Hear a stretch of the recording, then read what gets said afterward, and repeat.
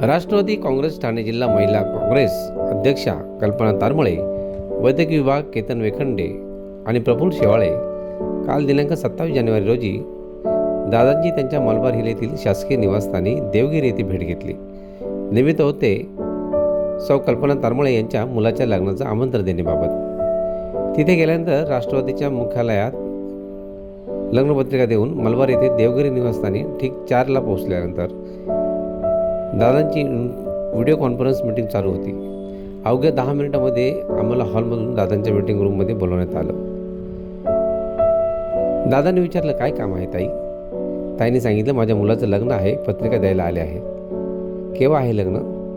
तारमळे ताई म्हणाल्या, फेब्रुवारीच्या 8 तारखेला लग्न आहे, तुम्हाला आवर्जून यायचं आहे दादा. दादांना पत्रिका आणि निमंत्रण पत्र दिलं गेलं. दादा म्हणाले, हे पहा, माझ्या एका नातेवाईकांचं लग्न आहे 8 फेब्रुवारीला दुबईला. हे लग्न त्यांनी माझी वेळ घेऊन ठरवलं आहे.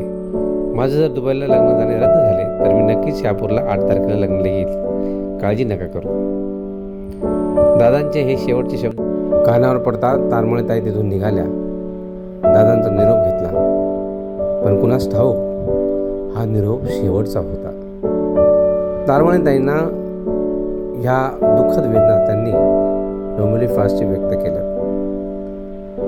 या अशा महान नेत्याला पक्षाकडून त्यांनी आणि स्वतःकडूनही भावपूर्ण श्रद्धांजली व्यक्त केली आहे.